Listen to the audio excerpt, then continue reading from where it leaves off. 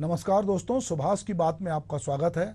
दरअसल सवाल ये है कि क्या आरएसएस और भाजपा के रिश्तों में बदलाव आ रहा है और इस समय आरएसएस जो है वो क्या भाजपा और ख़ास करके जो उसका शीर्ष नेतृत्व है उससे कुछ खफा है। ये बात हम इसलिए कह रहे हैं कि जो भाजपा है उसका मात्र संगठन या कहना चाहिए उसका रिमोट नागपुर से चलता है, ऐसा सब लोग मानते हैं। और ये मानते हैं कि राष्ट्रीय स्वयंसेवक संघ जो है वो भाजपा पे एक प्रकार से नियंत्रण रखता है। उसके जो भी संगठन मंत्री होते हैं अधिकांश वो आरएसएस के शाखा से निकले हुए स्वयंसेवक होते हैं जिनका उससे रुझान होता है।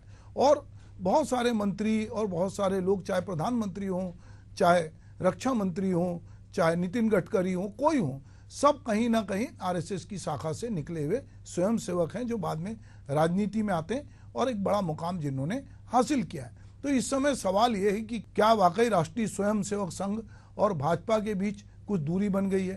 क्या लोकसभा चुनाव के नतीजे के बाद संघ का रुख भाजपा के प्रति आक्रामक है?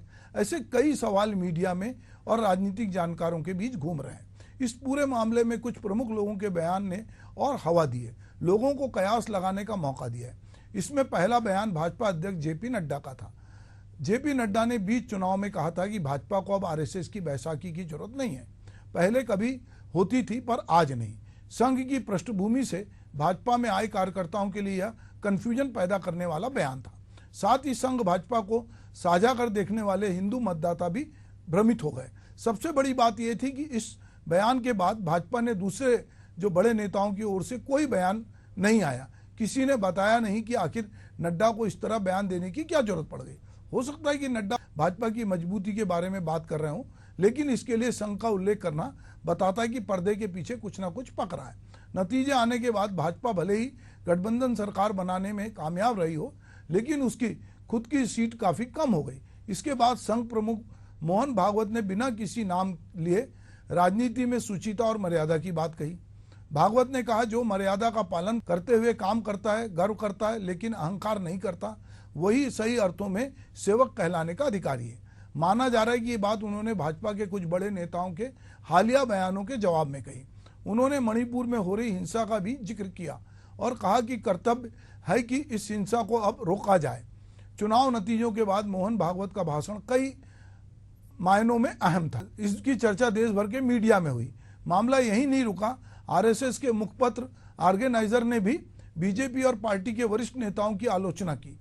ऑर्गेनाइजर ने लिखा कि लोकसभा चुनाव के नतीजे भाजपा के अति आत्मविश्वासी नेताओं और कार्यकर्ताओं को आईना है। हर कोई भ्रम में था। इस पूरे एपिसोड में एक और बात काबिले गौर है कि मोहन भागवत सार्वजनिक रूप से 2 बार बोलते हैं, एक विजयदशमी पर और दूसरे संघ के कार्यकर्ताओं की विकास कक्षाओं के बाद। हालांकि इन कक्षाओं में कभी राजनीतिक सलाह या बयान नहीं देते, लेकिन इस बार उन्होंने चुनाव नतीजे के तुरंत बाद कार्यकारी विकास वर्ग 2 के समापन भाषण में परोक्ष रूप से वरिष्ठ भाजपा नेताओं को नसीहत दी।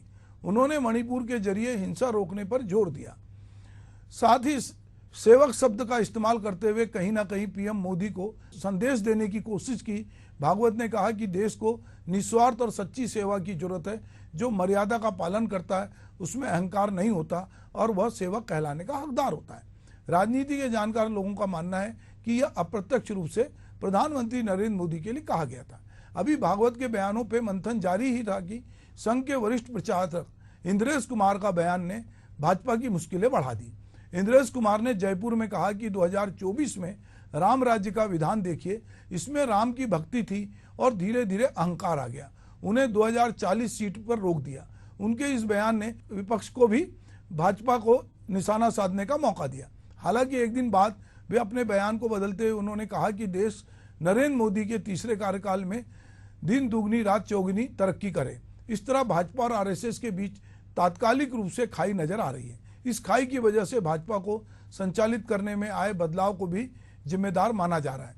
भाजपा जिस तरह से अब 2 लोगों द्वारा चलाई जा रही है, पहले ऐसा नहीं था। कहीं ना कहीं ये समीकरण संघ को अभी जंच नहीं रहा है। तो ये जो पूरी बातचीत है, लोग ये कहते हैं कि ये जो भाजपा में आइडियोलॉजी है ये संघ की आइडियोलॉजी है और उसी आइडियोलॉजी से जो है वो संघ जो है भाजपा को संचालित करता है। 400 पार का जो नारा था वो भी संघ को पसंद नहीं आया और संघ जो है उस पर भी इस तरह की टिप्पणी कर रहा है। जो मोदी ने अपने आप को भगवान का अवतार या कहा कि वो जो है एक अलग तरह से बायोलॉजिकल रूप से नहीं पैदा हुए, वो भी कहीं ना कहीं संघ को ये बात खटकी। दूसरा जो अगर हम अयोध्या रीजन की बात करें, वहाँ पर जो आसपास के जिले हैं, लोकसभा क्षेत्र हैं, वहाँ से भाजपा की हार भी जो है वो संघ को गले नहीं उतरी और उसको लगा कि कहीं ना कहीं ये मामले में थोड़ी गड़बड़ी हुई है। दूसरा, बिना भाजपा के आरएसएस जो है, जो बात नड्डा ने कही, वो बात भी ऐसा लगता है कि कहीं ना कहीं अंदर खाने में कुछ ना कुछ तो ऐसा पक रहा था। दूसरी बात, संघ को जो लोग समझते हैं या संघ से जुड़े हैं, उसकी पृष्ठभूमि से जुड़े हैं, वो जानते हैं कि संघ के काम करने का एक तौर तरीका एक सादगीपूर्ण होता है। वे संबंध बनाते हैं, लोगों के घर में जाते हैं, उनके यहाँ रुक के खाना वाना खाते हैं। अब चूंकि अब नई भाजपा और सत्ता पे सवार है, तो और वो धीरे धीरे लोगों का मानस बदलते हैं, चाहे वो वनवासी कल्याण आश्रम के माध्यम से हो, चाहे वो सांस्कृतिक क्षेत्र के माध्यम से हो, या अलग अलग माध्यम से वो काम करते हैं और सालों साल चुपचाप काम करते हैं। पर जब से इलेक्ट्रॉनिक मीडिया आया और जब से ये जो वार रूम बने और इसके जरिए व्हाट्सएप यूनिवर्सिटी के जरिए जो एक बड़ी फौज, एक भक्त मंडली खड़ी की गई है, तो बहुत सारे लोगों को लगता है कि जो काम संघ सालों साल नहीं कर पाया वो अब हम कर रहे हैं। और देखिए हम किस तरह से पूरा एक वर्ग जो है, जो मोदी मोदी मोदी कहते हुए पूरे विश्व में घूम रहा है, तो एक वर्ग हमने करा है जो काम संघ कई सालों में नहीं कर पाया, वो अमित शाह और मोदी की जोड़ी ने कुछ ही साल में टेक्नोलॉजी के साथ मिलकर कर लिया। पर ये बात जो संघ में काम करते हैं उनको इस तरह से जो हड़बड़ी है या जो जल्दबाजी में, और ये जो कांग्रेसियों को जिस तरह से ला ला कर शामिल किया जा रहा है, ये संघ के बहुत सारे लोगों को जो बहुत सादगी पसंद भी होते हैं, जिनके जीवन में बहुत सारी सादगी होती है, बहुत सारे जो संघ के पदाधिकारी वो विवाह भी नहीं करते और वो समाज के लिए त्याग करते हैं, उनको लगता है, और वो कहते हैं कि संघ एक सांस्कृतिक संगठन है। पर हम देखते हैं कि संघ जो है वो राजनीतिक संगठन के रूप में आता है। आज मोहन भागवत गोरखपुर में है और वहाँ योगी आदित्यनाथ उनसे मिलने वाले हैं। ये एक उनका कहना है कि सौजन्य भेंट है।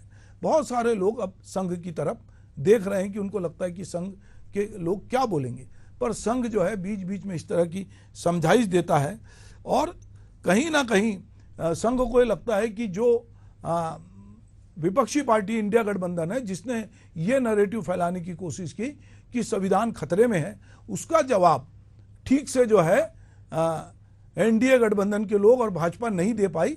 और कहीं ना कहीं ये जो 240 पे जाकर भाजपा रुकी, तो उसकी एक बड़ी वजह ये भी है कि जो दलित और पिछड़े वर्ग थे और बाकी लोग थे, उनके मन में इस तरह का एक नैरेटिव बना कि होना हो आरक्षण खत्म हो जाएगा या संविधान बदला जाएगा। तो जो संघ के बहुत विचारक हैं उनको लगता है कि इसका भी जिस तरह से पुरजोर विरोध करना था या इस बात को उठाना था, उस बात को भी भाजपा के लोगों ने नहीं उठाया और अति आत्मविश्वास में इनको लगा कि हम जीत ही रहे हैं और बड़ी जीत हासिल कर रहे हैं। तो इस तरह की बातचीत भी कहीं ना कहीं जो कहना चाहिए कि अंदर खाने में हुई है। आरएसएस जो है एक अभिभावक संगठन की तरह है भाजपा के लिए, और बहुत सारे लोग जो भाजपा में हैं वो संघ की तरफ देखते हैं और उनको लगता है कि संघ जो है, जब ये भी माना जाता है कि किसी चुनाव में जब लोग संघ के लोग या भाजपा के जो पक्के कार्यकर्ता हैं जो संघ से निकले, जब काम नहीं करते तो वहाँ पे पार्टी को हार का सामना करना पड़ता है। तो ये बात भी सब जानते हैं कि माइनस संघ जो है वो भाजपा उस तरह से नहीं रहेगी, उसका चरित्र भी कांग्रेस जैसा होने में कोई देर नहीं लगेगा, क्योंकि कांग्रेसी जिस तरह से टूट टूट कर अभी चुनाव के पहले भाजपा में शामिल हुए, तो बहुत सारे लोगों को लगा कि वैचारिक रूप से जो गांधी को अपना करीब पाते हैं, नेहरू को अपने करीब पाते हैं, वो कैसे इस तरह के गोडसे का समर्थन करने वाली, हिंदुत्व का समर्थन करने वाली भाजपा में जा रहे हैं। ये बात लोगों के मन में था। पर जो लोग संघ से जुड़े होते हैं उनकी धारणाएं बहुत साफ होती हैं, उनको किसी प्रकार का कोई कन्फ्यूजन नहीं होता। संघ का अपना एक काडर है, अपने काम करने का तरीका है।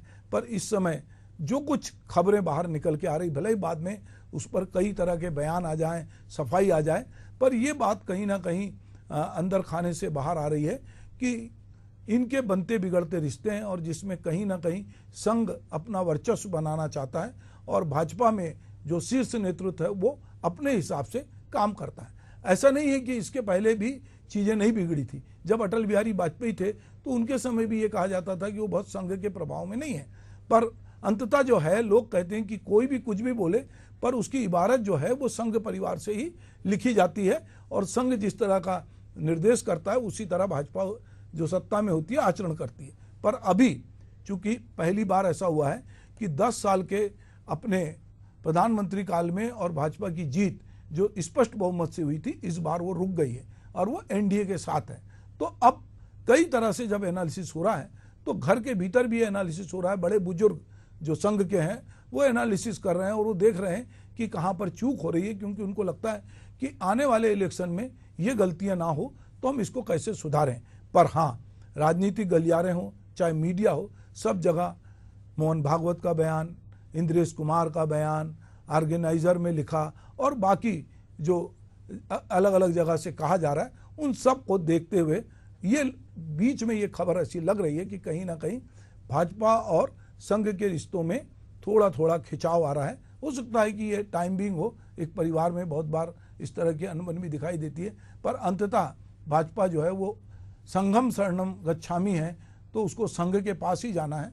थोड़े दिन का हो सकता है कि ये बुजुर्गों को नाराजी हो, आचार व्यवहार से या अहंकार से नाराजी हो, पर भाजपा और संघ मिलकर इसको दूर कर लेंगे, क्योंकि अंततः दोनों का लक्ष्य जो है वो सत्ता की प्राप्ति के साथ हिंदुत्व की ओर बढ़ने का है और बहुत सारा अपना जो एजेंडा है उसको लागू करने का। और ये तभी होगा जब भाजपा सत्ता में रहे और संघ उसको पीछे से संचालित करे। नमस्कार।